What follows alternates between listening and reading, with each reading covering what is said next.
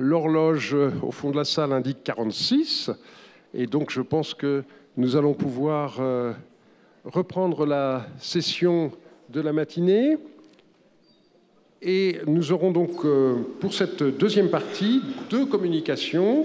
Je vous en prie. Donc la première sera de Madame Danielle Elisseeff. Alors vous la connaissez sans doute par son récent livre il y a quelques années sur le dernier empereur chinois, mais cette fois-ci, ça n'est pas d'un empereur qu'elle va nous parler, puisque le thème c'est sur les femmes au pouvoir, et donc sa communication porte le titre de Femmes de pouvoir en Chine ancienne, et je suis très heureux de vous laisser la parole. Je vous remercie infiniment. Donc, je vous emmène à l'autre bout de l'Eurasie, et en évoquant cette reine qui a repris, qui était complètement ignorée, qui est apparue tout à fait par hasard, comme toujours, lorsqu'il s'agit d'une découverte archéologique en 1976, et qui maintenant, vous le voyez à travers cette statue et cette image tirée d'une bande dessinée, et qui est devenue l'une des figures majeures de la Chine contemporaine et évocatrice de la place des femmes. Donc cette découverte, elle a été faite dans cette région, vous voyez, j'ai mis un gros point rouge, donc dans la province du Henan, qui est l'un des lieux fondamentaux de la naissance de la royauté en Chine ancienne, laquelle royauté s'est organisée très tardivement par rapport à tout ce que j'ai entendu avec admiration ce matin. Donc nous sommes là au milieu du 2e millénaire avant notre ère, et cette reine Fuha elle-même vit vers... Alors on lui a attribué des dates, mais elles ne sont de mon point de vue pas tout à fait crédibles. Elle vit vers 1250 avant notre ère. Et donc vous voyez, 13e siècle avant notre ère, c'est un moment extrêmement important, puisque c'est à ce moment-là que l'écriture apparaît en Chine, là aussi très tardivement par rapport au Moyen-Orient, ce qui trouble beaucoup les Chinois, puisque à partir du moment où l'écriture apparaît, l'écriture devient l'un des fondamentaux, et même le fondamental essentiel de la société. La Chine, comme vous le savez, toute la culture chinoise repose sur l'écrit, et le lien entre les hommes et le lien entre les hommes et leurs ancêtres et les divinités éventuelles passe toujours par l'écrit. Alors, je reviens à notre reine qui s'appelle Fuha, et tout commence en 1976 par une découverte fortuite, et qui est celle d'une tombe inviolée, d'une tombe donc de l'âge du bronze, du 2e millénaire avant notre ère, une tombe inviolée, ce qui est extrêmement rare, parce qu'en plus de 2000 ans, les pilleurs de tombes ont eu le temps de faire leur travail. Et donc, cette tombe inviolée, au premier abord, voilà à quoi elle ressemble. Et moi, je vous ai écrit que c'est la reine Fuha, etc. Et s'il n'y avait pas l'écriture, c'est pourquoi j'ai commencé à vous parler de l'écriture, s'il n'y avait pas eu quelques inscriptions, personne n'aurait peut-être pensé à une femme. Sauf, on peut imaginer que la collection d'éléments, de petits objets de jade que vous voyez là, peut-être aurait-elle pu être attribuée à un personnage féminin. Mais encore, ce n'est pas certain. Et parce que tout dans cette tombe est conforme à ce que l'on trouve dans la sépulture d'un personnage important, d'un personnage donc qui a accès au métal, qui domine les ressources en métal, donc l'aristocratie guerrière de l'époque, qui est la dynastie des Shang, donc qui règne en gros vers 1500, à partir de 1500 avant notre ère, peut-être un peu plus tôt, et qui est chassée vers 1050 avant notre ère par la dynastie royale suivante, qui s'appelle la dynastie des Zhou, où l'on voit naître alors vraiment toute l'organisation de la Chine plus récente. Donc vous voyez dans cette tombe, il s'agit d'une fosse qui était remplie, qui a été creusée bien sûr, qui a été remplie de terre une fois qu'on y a déposé à la fois le corps du défunt et les objets qui l'accompagnent, ces objets qui l'accompagnent étant eux-mêmes parfaitement conformes au protocole officiel et qui tournent autour de l'évocation d'un banquet. Et vous savez qu'en Chine, au moins autant qu'ailleurs, toutes les négociations et toutes les relations sociales se font dans le cadre d'un banquet. Donc on banquette aussi avec ses ancêtres ou avec les divinités. Mais sans doute savez-vous également que les divinités ont tendance à s'effacer en Chine derrière la présence de nos ancêtres, des gens qui nous ont précédés. Donc il y a tout ce qu'il faut à la fois pour préparer et les différents aliments, donc les soupes, les ragoûts et les céréales, surtout les céréales qui ont un sens symbolique très fort, et puis les boissons fermentées. Alors on dit parfois alcool, et certains spécialistes de la nourriture disent ce sont plutôt des bières. Je ne saurais trancher, en tout cas c'est quelque chose qui vous donne une certaine ivresse et qui permet de communiquer avec les âmes. Donc si vous voyez cela, vous ne pouvez pas savoir que vous êtes dans la tombe d'une femme, laquelle son corps a disparu, il était vraisemblablement là. Ici, ce sont donc différents dépôts et les fameux jades que vous voyez ici. Autour, vous apercevez également des victimes sacrificielles. Là encore, c'est tout à fait conforme à ce que l'on sait de l'époque des Shang. Il y avait toujours des accompagnateurs pour suivre le défunt dans la mort à différents niveaux. Donc dans le tumulus qui recouvrait à l'origine ces terres, il y avait quelques serviteurs ou des ennemis. Dans la tombe, il y avait bien sûr aussi, dans la tombe de roi, il y avait différents, visiblement des prisonniers que l'on avait exécutés, mais on pouvait trouver également des personnages accompagnés de tout un matériel archéologique qui signe leur fonction, et ces personnages étant des très proches du souverain ou du défunt de grande qualité.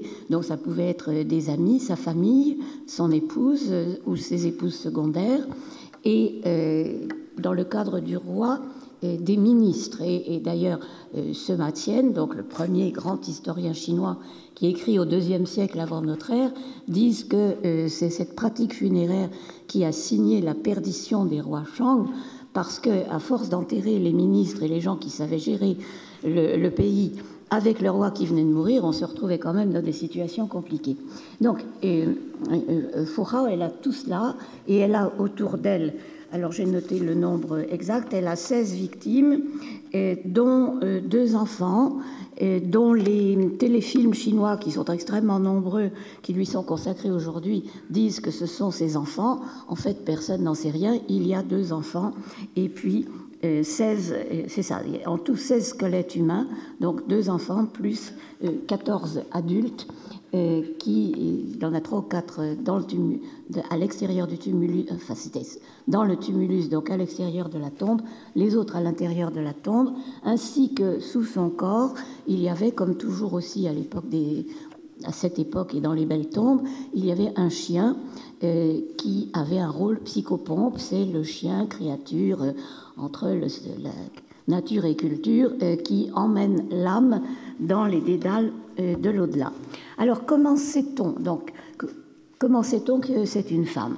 Eh bien, on le sait, parce qu'il y a notamment cette inscription sur ce bronze dont vous voyez les dimensions et le poids.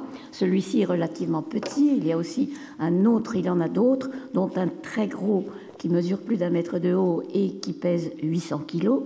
Comme disent les téléfilms chinois, encore une fois, Fu Hao avait dans sa tombe un bronze qui était aussi lourd qu'une voiture. Bon, bonne comparaison pour faire comprendre aujourd'hui.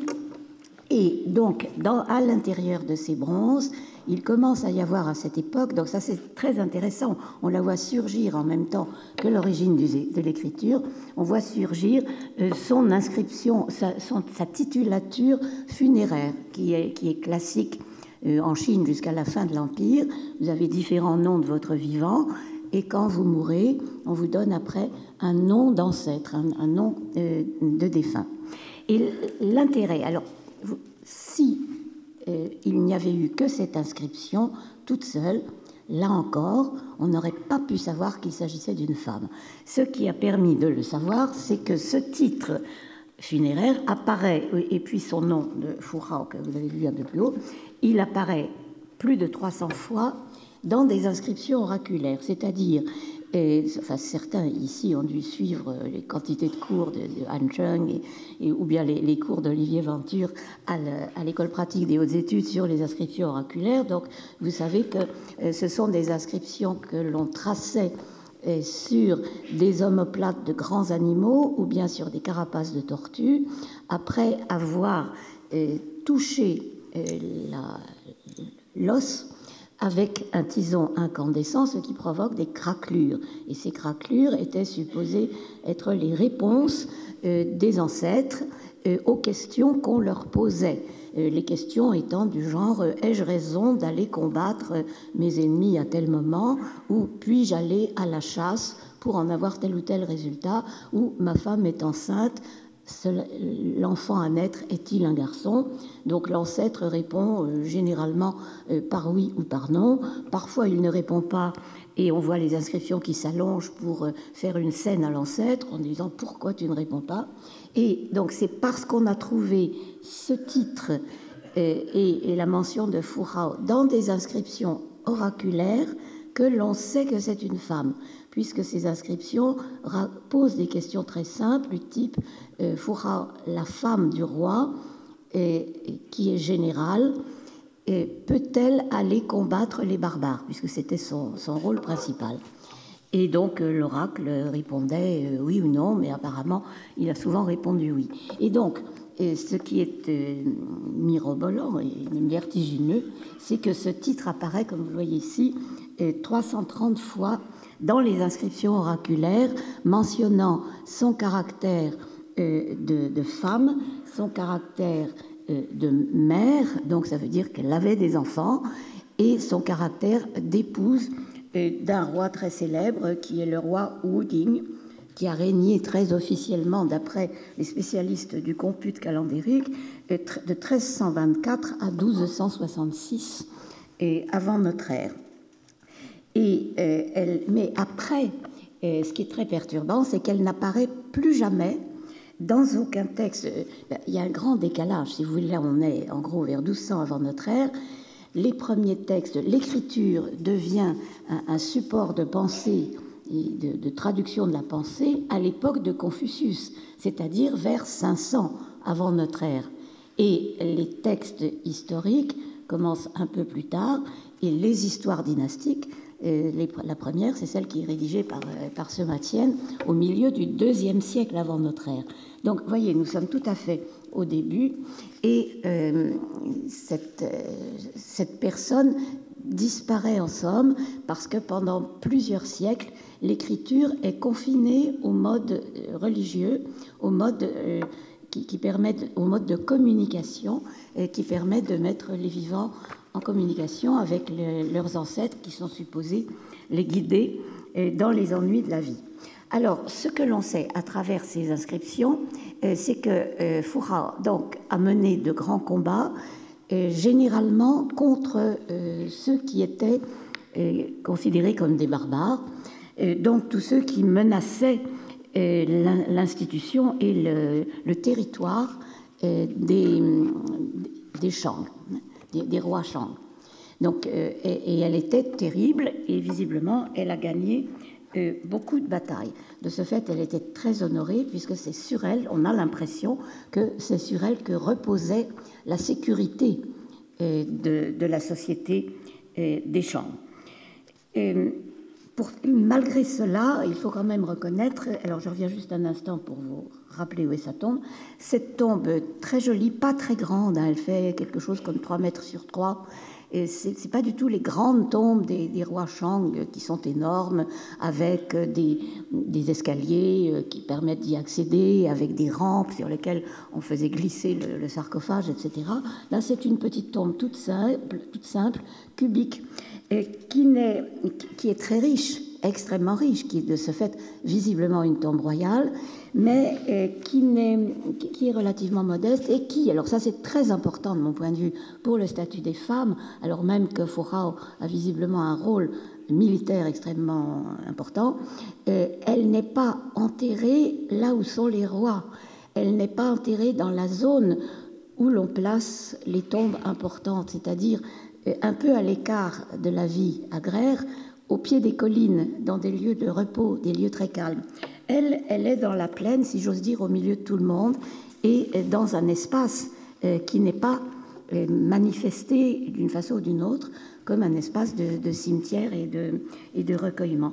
Donc, vous voyez la complexité de la question. Ceci étant, donc un mot bref sur l'importance du mobilier, justement, qui l'accompagne.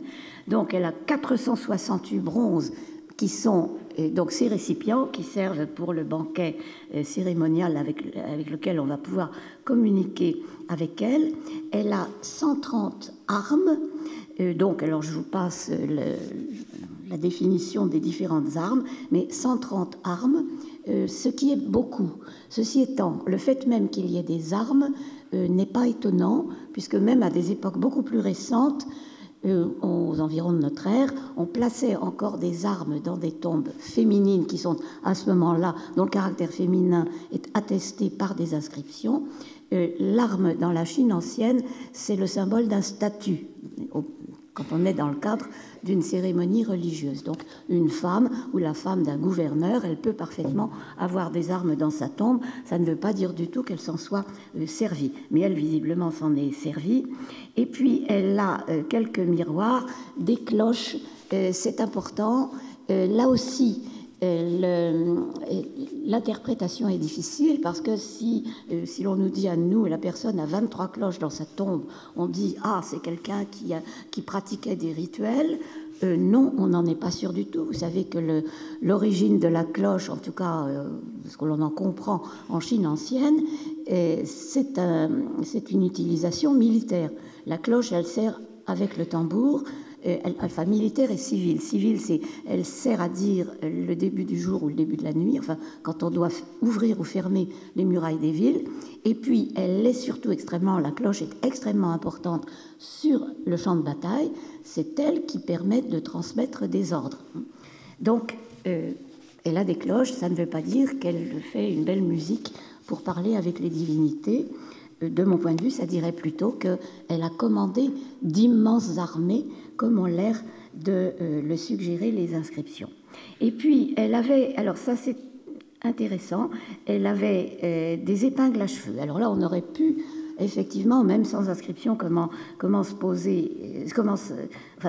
demander si c'était pas une femme, puisqu'on a trouvé 500 épingles à cheveux en os ou en jade, une grande quantité, 6900 cauris, vous savez, ces petits coquillages qui servent autant de monnaie dans les sociétés antiques que de talismans et qui étaient disposés tout autour de son corps qui, lui, a disparu. Donc on n'a pas de squelette pour vérifier qu'elle était bien une femme. Et puis, il y a, à part quelques miroirs, il y a des jades. Et alors voilà, les jades, ça c'est... Pardon, je les avais déjà sortis. Donc des jades, c'est extrêmement important parce qu'on n'en connaissait pas autant. Le jade, on appelle jade en chinois, ce qui n'est pas du tout le jade des gémologues d'aujourd'hui. On appelle jade toute pierre dure et veinée et qui a la propriété de résister plus ou moins au feu. Donc c'est un symbole de résistance et d'immortalité. Mais les beaux jades ne sont pas présents en Chine. On va les chercher très loin. Bon, je me dépêche, donc je ne vais pas vous parler du jade maintenant. Mais elle a vraiment une grande quantité. Elle a plusieurs centaines de jades et qui représentent des animaux que nous serions tentés de penser exotiques, comme le tigre ou des éléphants. Mais n'oubliez pas qu'à l'époque, le climat était très différent de ce qu'il est aujourd'hui. Il faisait beaucoup plus chaud dans la vallée du fleuve Jaune et il est à peu près attesté qu'au début du 2e millénaire avant notre ère, donc quand même un peu avant Foura, il y avait des rhinocéros, des éléphants et des tigres, sans parler bien sûr du tigre blanc de Sibérie qui est lui beaucoup plus au nord. Et puis surtout, c'est chez elle que l'on trouve une première représentation humaine dans la dignité. À l'époque, à l'âge du bronze, jusqu'au premier millénaire avant notre ère, l'homme n'est pratiquement jamais représenté sur les bronzes archaïques, sinon sous la forme de quelques petits personnages, manifestement dans une posture tout à fait subalterne, voire d'esclaves, qui sont pliés en deux, qui portent les gamelles sur leur dos, qui sont en somme des pieds de marmite. Et elle, Fouras, elle a emporté avec elle un homme. Alors la petite pièce sur l'écran paraît très grande, en réalité elle mesure 12 cm de haut, mais un homme qui est un homme de cour, qui est très bien habillé, qui se tient extrêmement bien dans cette posture assise que l'on pratiquait au Japon, enfin que l'on pratique encore au Japon dans les cérémonies, avec son chapeau élégant et sur le flanc gauche le fourreau de ce qui doit être une épée ou une arme quelconque. Alors, on s'interroge sur la provenance de ces jades, dont le style est tout à fait différent de ce qu'on trouvait en Chine du Nord à l'époque. C'est vraisemblablement, ce sont des objets qui venaient d'ailleurs, qui venaient de la région du Yangtze, du fleuve bleu, c'est-à-dire de la Chine que les Chinois anciens disaient du Sud, qui pour nous est la Chine centrale, la Chine du fleuve bleu. Il y a donc, alors cela indique évidemment des mouvements de population, de mariage, et entre Chine du Nord, Chine du fleuve jaune et Chine du fleuve bleu. Et cela atteste aussi l'introduction de nouveaux décors qui apparaissent. Alors voilà les fameux bronzes, et avec leurs décors qui sont encore très simples, mais qui, chez Fouras, sont très parlants et font appel à une hybridation extrêmement importante, c'est-à-dire on mêle des éléments empruntés au monde des oiseaux comme des cornes empruntées au monde des capridés. Et puis on voit apparaître ici aussi, je vous parlais il y a un instant de ces visages de malheureux. En voici un ici, vous voyez, ça c'est la hache de guerre de Fouras qui mesure à peu près 52 cm, je crois, de haut. Et de part, il y a deux tigres qui sont prêts à dévorer l'ennemi que vous voyez là. Donc ces bronzes se caractérisent par un décor extrêmement parlant, jouant infiniment plus que les décors qui avaient cours jusque-là en Chine du Nord, et sur le jeu de l'hybridation. L'hybridation, c'est un thème constant, le flux, le reflux, le renversement, l'hybridation. Vous savez tous, c'est le thème de la philosophie chinoise de base, de ce qu'on regroupe parfois d'une façon un peu rustique, sous le nom un peu trop global, sous le nom de taoïsme. Mais disons que ce thème-là, c'est un thème fondamental, mais il était illustré d'une façon assez abstraite sur les bronzes plus anciens. Avec Fouras, on le voit vraiment vivre à travers des hybridations de vrais animaux. Et puis, elle avait aussi des ivoires, comme cette très belle coupe à boire, qui mesure une trentaine de centimètres de haut et qui aussi possède tout un décor que nous n'avons pas le temps de regarder, mais en cherchant bien, vous verrez ici un visage, les yeux, un sourire terrible et une barbiche. Et c'est aussi cet ivoire atteste encore une fois la présence de l'éléphant d'Asie entre fleuve jaune et fleuve bleu à l'époque. Alors maintenant, puisque l'heure tourne, je vous emmène voir notre autre dame, puisque mon choix avait été de vous parler de deux personnages archéologiquement attestés. Bien sûr, dans les textes tels que transmis par Sematienne et autres, et quelques textes plus anciens, on trouve trace d'épouses de rois ou de femmes qui ont eu un rôle dans l'Antiquité. Mais disons que on peut s'interroger sur le rôle qui leur est accordé. Je n'ose pas dire que ce sont des Jézabel, mais si, et même parfois elles sont pires. Ce sont des femmes de perdition. Si les Shang ont perdu leur royaume vers 1050 avant notre ère, c'est parce que l'épouse du roi était bête et méchante, etc. C'est toujours comme ça. Donc, je trouvais plus amusant ou intéressant de nous en tenir à deux pivots qui, à 1000 ans de distance, un millénaire tout de même, nous présentent des femmes de pouvoir. Manifestement, Foucault avait du pouvoir. Et maintenant, c'est un autre type de personnage. Donc, vous le voyez ici, c'est au Hunan, dans cette région. Donc, vous voyez, fleuve jaune, on était là tout à l'heure. Maintenant, on fait un peu moins de 2000 km et on arrive là. Et donc, dans la région de Changsha. Et là, c'est pareil. Et au milieu des années 70, le hasard fait que l'on tombe sur quelque chose dont on se rend compte, un tumulus, on trouve les restes, souvent on ne trouve pas le tumulus lui-même, mais le reste du tumulus, avec quelques objets à l'intérieur, et on se dit, il doit y avoir une tombe dessous, et effectivement, il y a la tombe, mais alors une tombe extrêmement différente, alors cette fois-ci qui est documentée, ne serait-ce que par des inscriptions, et par la liste des objets qui ont été théoriquement déposés. Je dis théoriquement parce que souvent la liste que l'on trouve dans les tombes à cette époque-là, et nous sommes au IIe siècle avant notre ère, à l'époque des Han, j'y reviens dans un instant, et la liste des objets que l'on trouve déposés dans la tombe ne correspond pas forcément aux objets que l'on y trouve. Il y a un décalage entre la théorie littéraire ou littérale et la réalité matérielle. Donc, l'époque est complètement changée. Nous ne sommes plus dans une époque où il y a des royaumes plus ou moins avancés dans un endroit ou dans un autre. Depuis 221 avant notre ère, la Chine a été unifiée par le premier empereur dont vous avez tous entendu parler et dont vous connaissez tous les gardiens de terre cuite. Et la Chine est administrée, centralisée. C'est vraiment un État très simplement, mais très sévèrement et strictement construit. Et le premier empire n'a pas duré longtemps, la dynastie ayant périclité. Donc, à partir de 206 avant notre ère, c'est une nouvelle dynastie qui règne, la dynastie des Han, dont vous avez tous entendu parler aussi.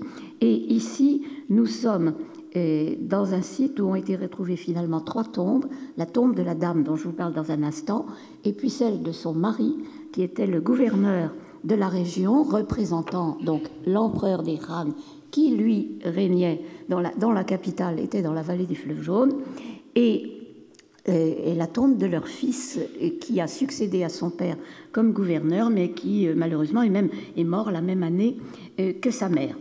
Donc, elle est enterrée encore à l'ancienne, c'est ça qui est intéressant, elle est enterrée dans ces tombes qui ne sont plus les tombes de la grande antiquité que nous venons de voir, mais les tombes qui se mettent en place à peu près à l'époque de Confucius, donc milieu du premier millénaire avant notre ère, notamment en Chine centrale.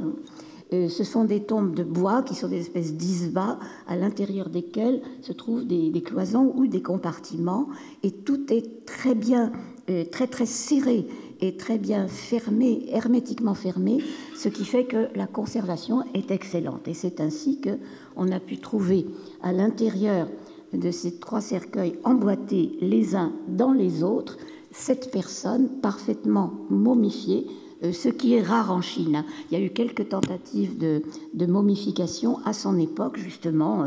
Elle est morte vers 168 ou 167 avant notre ère. Et ça a duré jusqu'à peu près à l'an 0. Puis après, on ne l'a plus pratiqué. La momification n'intéresse pas les Chinois.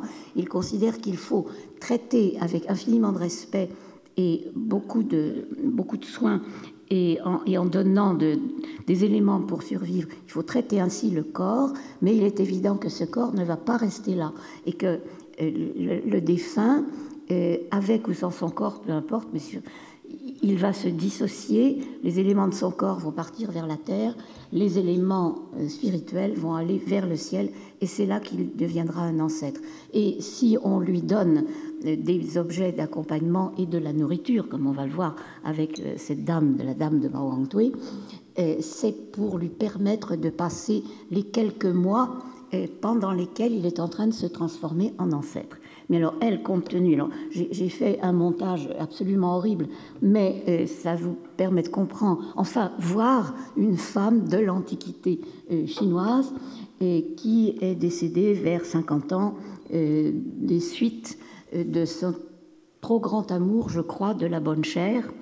Et la bonne chère étant en Chine, vous le savez aussi, le marqueur et le moyen d'accéder à l'immortalité, à nourrir la vie. Yang Zheng, c'est le point essentiel de la philosophie chinoise. Alors, elle était habillée de très magnifiques vêtements de soie brodée, dont vous voyez ici un fragment, qui était très bien conservé pour les mêmes raisons. Et puis surtout, et alors c'est là où le personnage est intéressant, parce qu'il y avait sur son cercueil intérieur, donc celui dans lequel se trouvait véritablement le corps, il y avait, alors c'est difficile à représenter en photographie, mais il y avait cette bannière qui mesure 2 mètres de haut sur 90 cm de large en haut, dans la partie la plus large, et qui est, et on en connaît très très peu au cours des 30 dernières années, on en a trouvé seulement 3 ou 4 en Chine de cette nature, et celle-ci est de loin la plus belle, et elle est dans la tombe d'une femme, donc cela quand même peut être notifié. Et ce qui est intéressant, c'est qu'on y voit tout le parcours que l'on doit suivre au moment de la mort. Qu'est-ce qui se passe? Alors, d'abord, c'est une représentation de l'univers. Alors, matériellement, ce sont des pièces de soie qui ont été teintées au vermillon de cinabre et sur lesquelles on a peint à l'ocre brun, à l'indigo, alors ça se voit plus ou moins aujourd'hui, il faut une lumière rasante, au jaune de gomme gut, c'est une résine, au blanc d'huître, alors là le blanc d'huître vous le voyez bien, et à l'encre noire vous la voyez bien aussi. Et c'est une représentation à la fois de la terre et du ciel, donc de tout l'univers. Donc on commence, comme dans toute lecture de documents chinois traditionnels, je ne dis pas aujourd'hui, on commence par en bas, et on monte, on avance, on ne descend pas, on monte toujours dans un document. Donc là, c'est le monde des eaux, le monde sous-marin, avec deux sortes comme des esturgeons, 2 énormes poissons. Ici, vous apercevez mieux là, c'est le lieu, c'est la représentation des funérailles de la défunte, puisque ici, on voit son sarcophage, dont le décor peint évoque assez précisément le décor qu'on a retrouvé sur le vrai sarcophage. Et puis, de part et d'autre, des individus qui sont vraisemblablement les membres de sa famille.